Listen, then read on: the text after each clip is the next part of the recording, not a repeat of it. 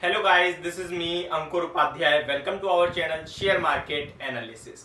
देखिए गाइस, बात करने वाला हूं इन्फोसिस के शेयर के बारे में। स्टॉक पे मैं आपसे वेंसडे जब रिजल्ट आए और मार्केट क्लोजिंग के बाद आए, मैंने आपसे क्लियर कहा कि स्टॉक नेगेटिव हो चुका है, रिजल्ट्स खराब है और गिरेगा। काफी मेरे पास उल्टे कमेंट्स आए कि तुम तो ऐसे कर रहे हो जैसे कि स्टॉक भाई खत्म ही हो गया, रिजल्ट बहुत ही खराब है। तो बहुत खराब से मतलब नहीं होता, मतलब होता है कि रिजल्ट्स कैसे हैं उस पर रिएक्शन आना ही होता है। मैंने फंडामेंटल्स पे एक भी टिक नहीं उठाया कि फंडामेंटल्स खराब हो रहे हैं, बहुत स्ट्रॉन्ग काउंटर है। और कल की गिरावट में मैंने आप सभी से क्या बोला कि ये जो बाउंस बैक है ना, ये केवल सेलिंग अपॉर्चुनिटी है। स्टॉक डायरेक्ट इनडायरेक्ट 1550 के पास जाके सेटल होगा, उससे पहले आपने एवरेज आउट नहीं करना। 1580 पे बाय करना है इसको 50%, और बचा हुआ 50% आपने 1550 के पास बाय करना है। स्टॉक की बात करूं तो आज फिर से 22-23 रुपए गिर चुका है स्टॉक। 1598, 1595 और 1600 के अराउंड घूमता हुआ दिख रहा है। पूरे आईटी स्टॉक्स को इसने बैंड बजा दिया, अकेला पूरे आईटी स्टॉक्स को गिरा के रख रखा है स्टॉक ने। इनफैक्ट पूरी मार्केट में आईटी स्टॉक्स की वजह से आप करेक्शन देख रहे हो हैवी। कल की मार्केट में जो 300 पॉइंट्स की करेक्शन थी, उसके 3 बड़े कारण थे जो मैंने आपको संडे को डिसाइड करके बताए थे। बट प्रॉब्लम ये हुई कि गैप डाउन हो गए। मेरी बात से किसी को शायद ही फायदा मिला होगा। मैंने आपको तीनों रीजन यही दी थे। इन्फोसिस गिरेगा रिजल्ट्स के कारण, एचडीएफसी गिरेगा रिजल्ट के कारण, और आपको मार्केट कहीं ना कहीं सेंटिमेंटल इंपैक्ट होती हुई दिखेगी और काफी बुरी तरीके से पिट सकती है।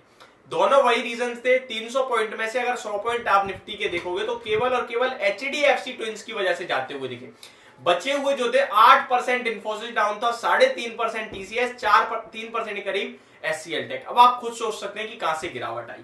लेकिन अब बात करें इन्फोसिस के इस लेवल्स पे क्या करना चाहिए, तो अभी भी मेरा वही व्यू है। स्ट्रॉन्ग काउंटर है, फंडामेंटल्स स्ट्रॉन्ग है, मैनेजमेंट बहुत शानदार है, लॉन्ग टर्म स्टोरी है, पैसा यहीं बनेगा। जिसके पास है नहीं बेचा है और डिलीवरी में है, बेचने की गलती मत करना। क्या होंगे टारगेट्स, कैसे स्ट्रेटेजी बनानी है, इसके बारे में बात करूंगा। उससे पहले मैं आप सभी के साथ एक बात बोलना चाहूंगा। आपके कमेंट्स जो आ रहे हैं उसका मैं A to Z सारे कमेंट्स पे रिप्लाई दे रहा हूं, बट शॉर्ट्स में बना रहा हूं। तो प्लीज गाइस, अगर आप कमेंट कर रहे हो अपनी कोई भी क्वेरी को, जिसपे भी आपको कुछ भी सॉल्यूशन चाहिए, तो आप मेरे चैनल को सब्सक्राइब कर लें, नोटिफिकेशन बेल आइकन दबा दें, क्योंकि आपके लिए जो आपका कमेंट है उस पर मैं शॉर्ट्स पे वीडियो बना रहा हूं। तो प्लीज शॉर्ट्स को भी वॉच कर देने, पता चले आपने कमेंट करा, शॉर्ट देखा नहीं, मैंने भी रिप्लाई दे दिया, कोई फायदा ही नहीं हुआ उस वीडियो का। तो ये आप ध्यान रखें, ठीक है। वीडियो को आगे बढ़ाते हैं। उससे पहले मैं आपको बोलना चाहूंगा, अगर ये वीडियो आपको थोड़ी भी समझ में आ रही है तो प्लीज इसको लाइक भी कर देना साथ के साथ, ताकि मुझे भी मोटिवेशन मिलती रहे। स्टॉक 1598 पे ट्रेड कर रहा है। अब मैं आपको एक रीजन देता हूं। देखिए, जिसने ये 1900, 1750, 1800, 1900 के लेवल्स देखे ना, उसको ये स्टॉक लग रहा है बहुत शानदार इन लेवल्स पे। बट मैं आपको बताऊं, कुछ सेशंस के लिए ये स्टॉक नेगेटिव हो चुका है, आप ये एक्सेप्ट कर लो। लेकिन इन लेवल्स पे बेचना है बिल्कुल नहीं बेचना, क्योंकि ये बेचने का समय नहीं है। जितनी गिरावट होनी थी, जितना रिजल्ट का इंपैक्ट आना था, आ गया। अब यहां से 30-40 पॉइंट की रेंज में स्टॉक कंसोलिडेशन मोड में चला जाएगा। करीब करीब 2 हफ्ते के लिए हो सकता है चला जाए। बीच में एक आध बाउंस बैक आएगा, वहां पे आप जज्बाती होकर खरीद बिल्कुल मत लेना। ये स्टॉक आने वाले अगले 2 हफ्ते के लिए 1570, 1550 और ऊपर में 1630 इस रेंज में घूमता हुआ दिखेगा।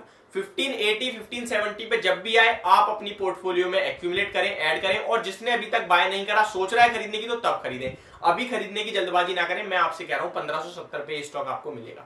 उसके बाद 1550 पे आया तो डरे बिल्कुल ना, रखे, संभाले। कुछ दिन कंसोलिडेशन मोड में जाएगा, पेशेंस लेवल 2-4 हफ्ते का टेस्ट करेगा। लेकिन ये स्टॉक आपको अगले 2 क्वार्टर, एक क्वार्टर में नहीं, क्योंकि पहले क्वार्टर में स्टॉक कहीं ना कहीं स्टेबल होगा, रिजल्ट से पहले थोड़ा ऊपर आएगा। अगर रिजल्ट अच्छे है तो आएगा बाउंस बैक, अदरवाइज स्टॉक कहीं ना कहीं वहीं कंसोलिडेट होता रहेगा। लेकिन Q2 में, FY23 के Q2 में कहीं ना कहीं आपको शानदार रिजल्ट्स आते हुए दिख सकते हैं, और स्टॉक का टारगेट आप 1800 प्लस के लेके चल सकते हैं। तो यहां से आपको करीब करीब 15 से 20% अर्न करने का मौका मिल रहा है एक शानदार लार्ज कैप कंपनी में। अब जिसको लॉस हो रहा है, जिसके पास ऑलरेडी पोजीशन है, उससे मैं यही कहूंगा कि कुछ दिन इस स्टॉक को वॉच ना करें। देखिए, मैं आपको एग्जांपल दूं तो टीसीएस के Q3 के रिजल्ट्स आपको याद होंगे। क्या हुआ, एक दिन 6% गिरा, फिर अगले दिन गिरा, फिर 2-3 हफ्ते तक कंसोलिडेट हुआ, वहीं गिर के। तो आप ये ना सोचें यार 1700 का शेयर है, बहुत गिर गया, आज खरीदूं कल दोबारा 1700। नहीं होगा भाई, नहीं होगा, बिल्कुल नहीं होगा। आप अगर ऐसा सोच रहे हो तो आप अपने ऊपर, अपने दिमाग पे प्रेशर डाल रहे हो। मैं आपसे अभी भी कह रहा हूं, नीचे जाएगा, वहीं कहीं सेटल होगा, फिर कंसोलिडेशन मोड में जाएगा करीब करीब 1 से 2 हफ्ते तक। फिर फ्रेश न्यू बायर्स आएंगे, सेलर्स आएंगे, फिर वो रेंज कहीं ना कहीं प्ले होगी। फिर आएगा चार्ट पे ब्रेकआउट, ब्रेकडाउन और ब्रेकआउट। और मुझे ब्रेकडाउन की बिल्कुल उम्मीद नहीं है, क्योंकि मैंने आपसे सोमवार और संडे सैटरडे को ही कह दिया था कि स्टॉक 1550 पे थम जाएगा, उससे नीचे मैं गिरावट नहीं देख रहा हूं और वहां आपके लिए बाइंग करने की अपॉर्चुनिटी होगी। तो ये टोटल स्ट्रेटेजी आपको अपनानी चाहिए इस स्टॉक के लिए। और जिसके पास है वो डरे बिल्कुल ना। मैं कितना कॉन्फिडेंस दूं, मैं जितना दे सकता हूं उतना मैं दे रहा हूं। कमेंट में भी जो लोग काफी डर गए हैं उनको रिप्लाई में भी कह रहा हूं कि बिल्कुल टेंशन मत लीजिए, बस अपना टाइम दीजिए, इस स्टॉक को दे दीजिए ना 3-4 महीने। आप लॉस बुक करने की जल्दबाजी बिल्कुल ना करें। ये होगी मेरी राय। और एक और चीज, जिसके पास एफएनओ में पोजीशन है, मेरे पास ये भी कमेंट आ रहे हैं 1700 की कॉल है, 1600 की पुट बाय कर लें क्या। तो मैं उनसे कहना चाहूंगा इस टाइम कॉल और पुट दोनों से ही एग्जिट लें, क्योंकि यहां आपका पैसा डूबने के चांसेस ज्यादा है। क्योंकि कंसोलिडेशन मोड में क्या होता है, स्टॉक उसी लेवल पे घूमता रहता है, कहीं भी नहीं जाएगा। गिरना था गिर गया, आप कंसोलिडेट हो गया।